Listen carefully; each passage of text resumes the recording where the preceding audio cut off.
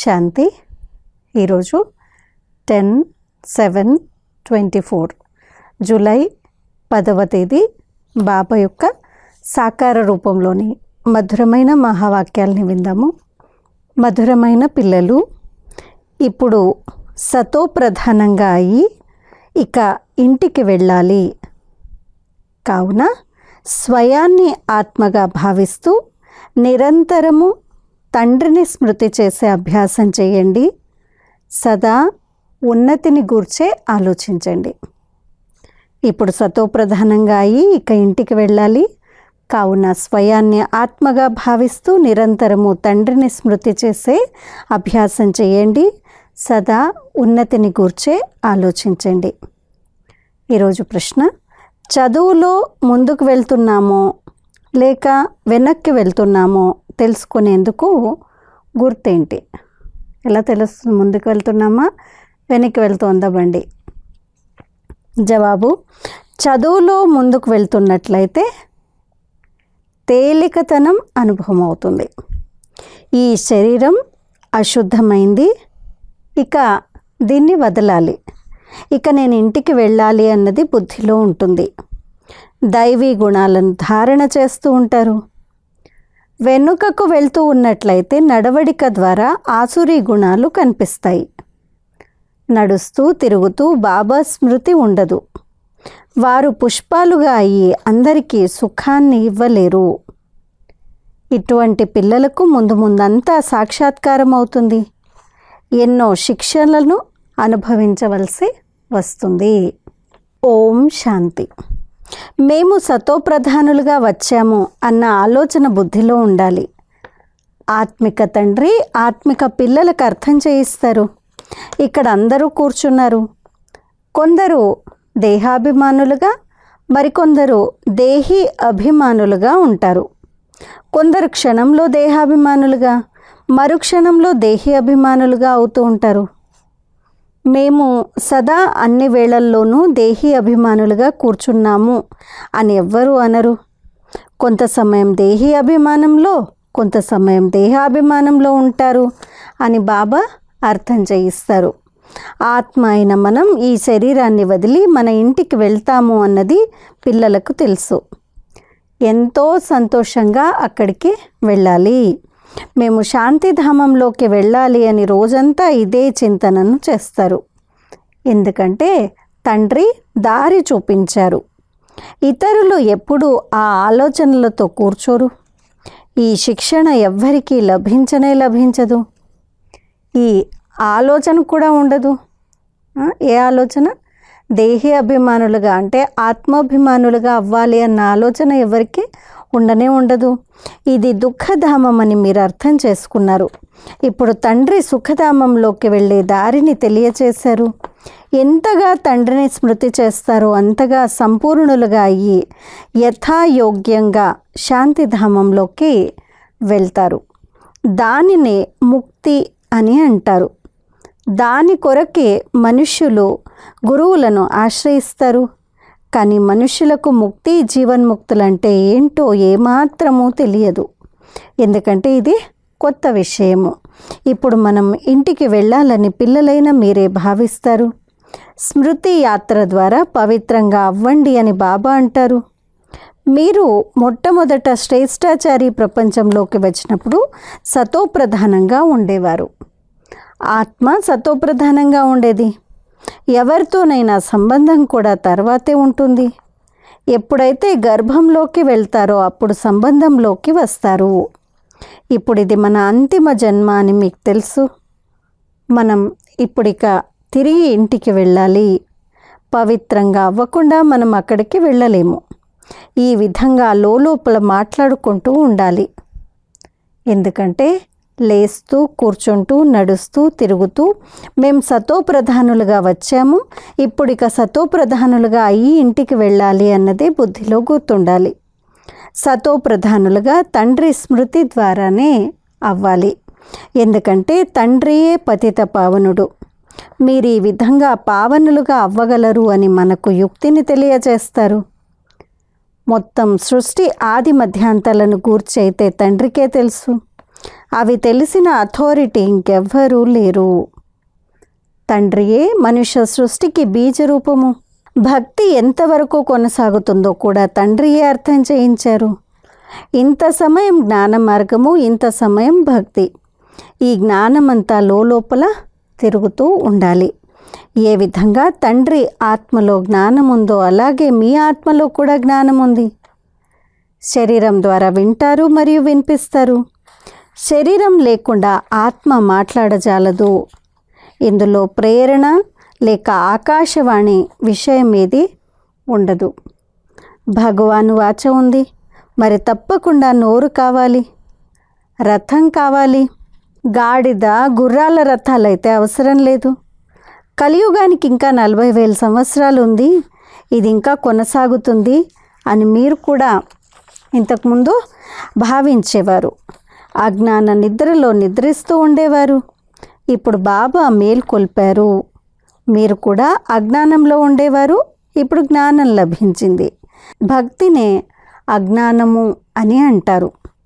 మా ఉన్నతిని ఎలా చేసుకోవాలి, ఉన్నత పదవిని ఎలా పొందాలి అని ఇప్పుడు పిల్లలైన మీరు ఆలోచించాలి. మన ఇంటికి వెళ్ళి మళ్ళీ కొత్త రాజధానిలోకి వచ్చి ఉన్నత పదవిని పొందాలి. దీని కొరకు స్మృతి యాత్ర ఉంది. స్వయాన్ని ఆత్మగా తప్పకుండా భావించాలి. ఆత్మలైన మనందరి తండ్రి పరమాత్మ. ఇది చాలా సాధారణ విషయము, కానీ మనుష్యులు ఇంత చిన్న విషయాన్ని కూడా అర్థం చేసుకోరు. ఇది రావణ రాజ్యమని, కావుననే మీ బుద్ధి భ్రష్టాచారిగా అయిపోయిందని మీరు అర్థం చేసుకోగలరు. ఎవరైతే వికారాలలోకి వెళ్ళరో వారు పావనులు అని మనుష్యులు భావిస్తారు. సన్యాసులు ఉన్నారు కదా, కానీ వారైతే అల్పకాలికంగానే పావనులుగా అవుతారు.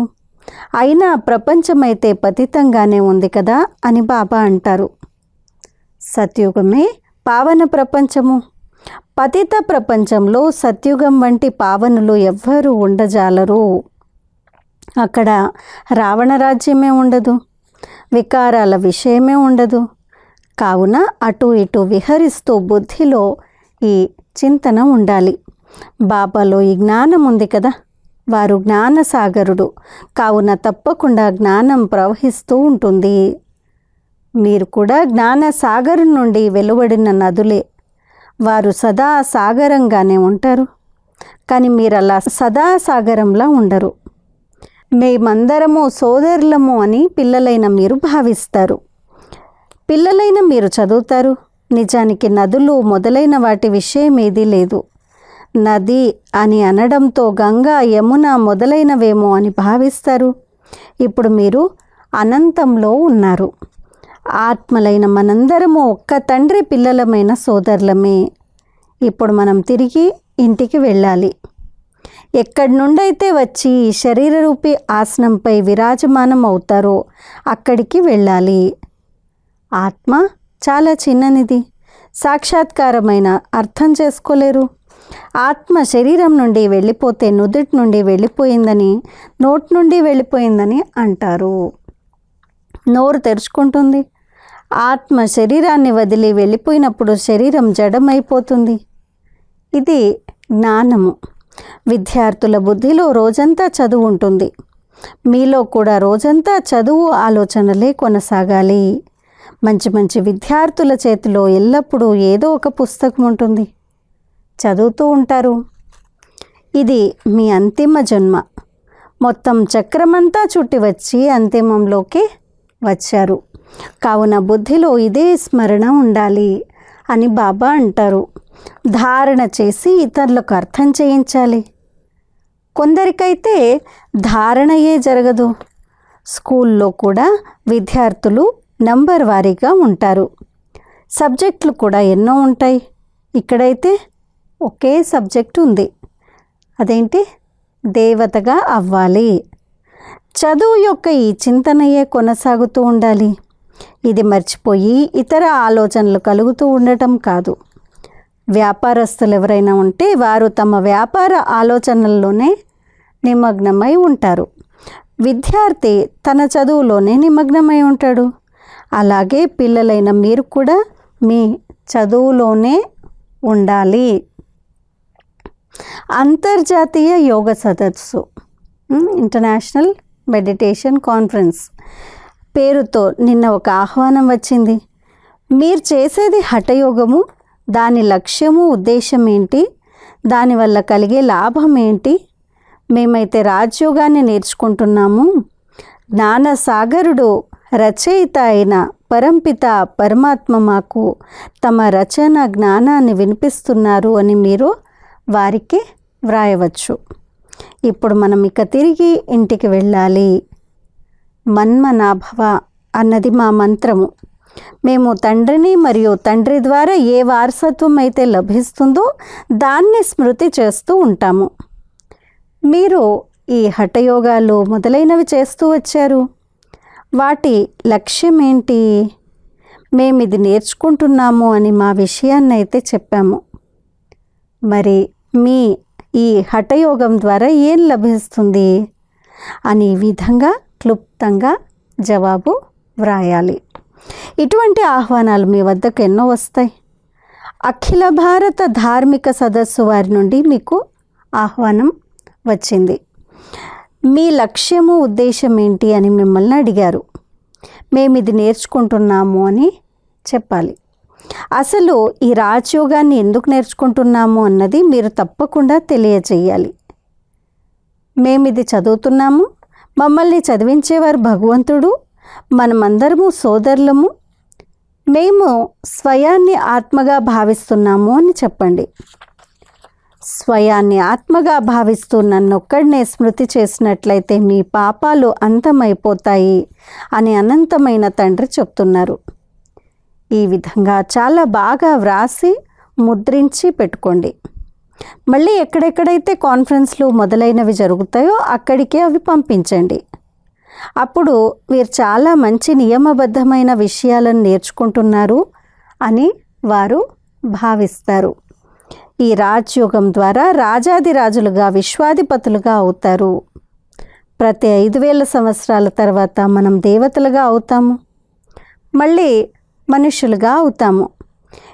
ఇలా విచారసాగర మంథనం చేసి ఫస్ట్ క్లాస్ అయిన కరపత్రాలను తయారు చేయాలి.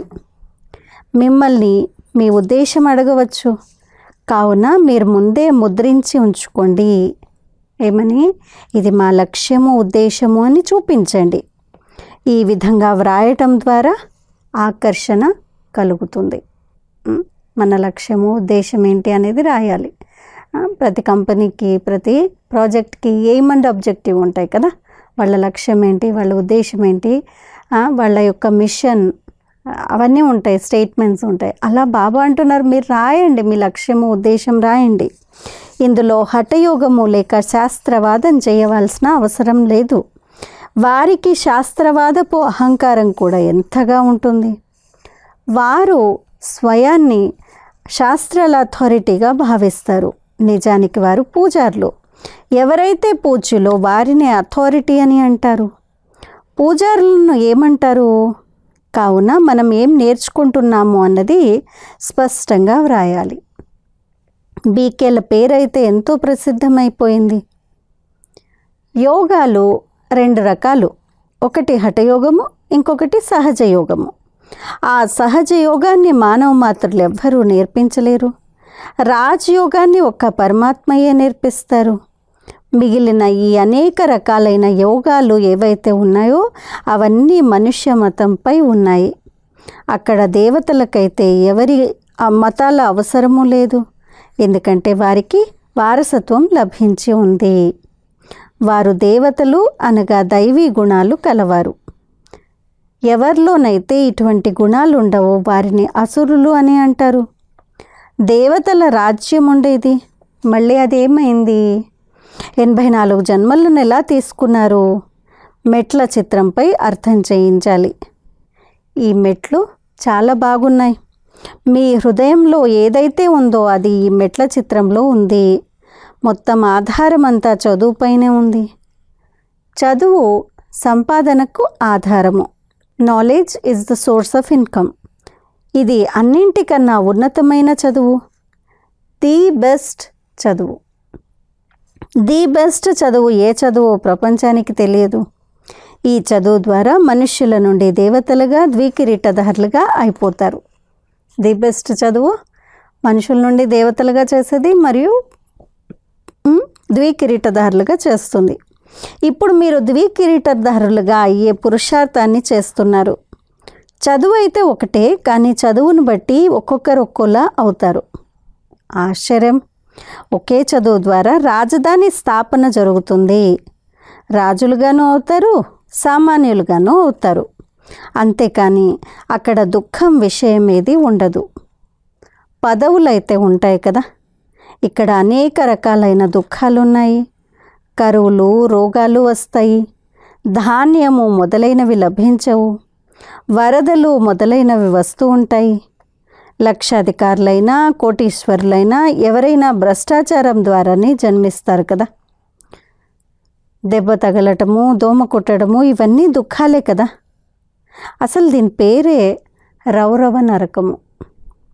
అయినా కానీ ఫలానా వారు స్వర్గస్థులయ్యారు అని అంటారు, నరకం నుంచి స్వర్గస్థులయ్యారు అని అంటారు. అరే, స్వర్గం అయితే రానున్నది, మరి ఎవరైనా స్వర్గంలోకి ఎలా వెళ్ళాలి? ఎవరికైనా అర్థం చేయించడము చాలా సహజం. ఇప్పుడు బాబా ఇటువంటి వ్యాసాంశాన్ని ఇచ్చారు. దానిని వ్రాయడం పిల్లల పని. ఎస్ఏ రాయమని బాబా టాపిక్ ఇచ్చారు. ధారణ ఉన్నట్లయితే తప్పకుండా వ్రాస్తారు కూడా.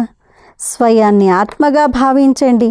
ఇప్పుడిక తిరిగి వెళ్ళాలి అన్న ఈ ముఖ్యమైన విషయాన్ని పిల్లలకు అర్థం చేయిస్తారు. మనం సతో ప్రధానంగా ఉన్నప్పుడు సంతోషపు అవధులే లేవు. ఇప్పుడు తమో ప్రధానులుగా అయ్యారు. ఇదెంత సహజమైంది. పాయింట్లనైతే బాబా ఎన్నో వినిపిస్తూ ఉంటారు.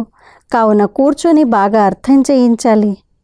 అయినా అంగీకరించకపోతే వీరు మన కులానికి చెందినవారు కాదని అర్థం చేసుకోవడం జరుగుతుంది. చదువులో దినప్రతిదినము ముందుకు వెళ్ళాలి, వెనక్కి వెళ్ళకూడదు. దైవీ గుణాలకు బదులుగా ఆసురీ గుణాలను ధారణ చేయడం వెనకకు వెళ్ళటమే కదా.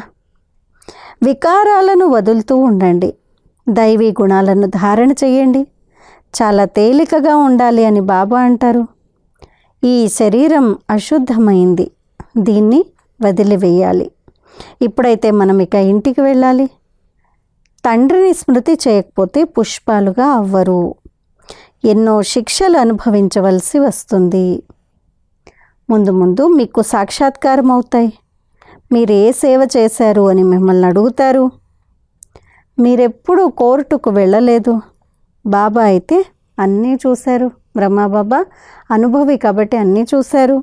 వారు దొంగల్ని ఎలా పట్టుకుంటారో, ఆ తర్వాత కేసులు ఎలా నడుస్తాయో అన్నీ చూశారు. అలాగే మీకు అక్కడ కూడా అన్నీ సాక్షాత్కారం చేయిస్తూ ఉంటారు. శిక్షలు అనుభవించి మళ్ళీ పైసాకు విలువ చేసే పదవిని మాత్రం పొందుతారు. టీచర్కి అయితే వీరు ఫెయిల్ అయిపోతారు అని దయ కలుగుతుంది కదా. బాబాను స్మృతి చేయడం అన్న ఈ సబ్జెక్ట్ అన్నింటికన్నా మంచిది. దీని ద్వారా పాపాలు అంతమవుతూ ఉంటాయి.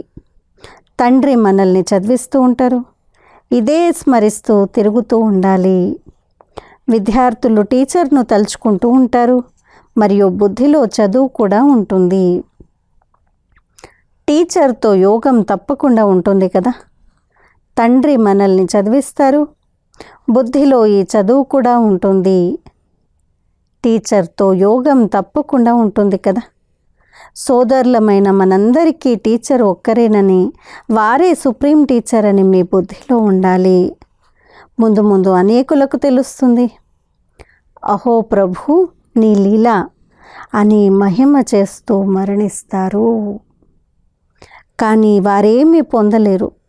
దేహాభిమానంలోకి రావడం వల్లనే తప్పుడు కర్మలు చేస్తారు. దేహీ అభిమానులుగా ఉన్నట్లయితే మంచి కర్మలను చేస్తారు. ఇప్పుడు ఇది మీ వానప్రస్థావస్థ. ఇక తిరిగి ఇంటికి వెళ్ళవలసిందే. లెక్కాచారాలన్నింటినీ తీర్చుకొని అందరూ తిరిగి వెళ్ళవలసిందే. ఇష్టమున్నా లేకపోయినా తప్పకుండా వెళ్ళవలసిందేనని బాబా చెప్తున్నారు. ఒక రోజున ప్రపంచం ఎంతో ఖాళీ అయిపోతుంది. వినాశనం సమయంలో కేవలం భారతదేశమే ఉంటుంది. ఆ రోజు కూడా వస్తుంది.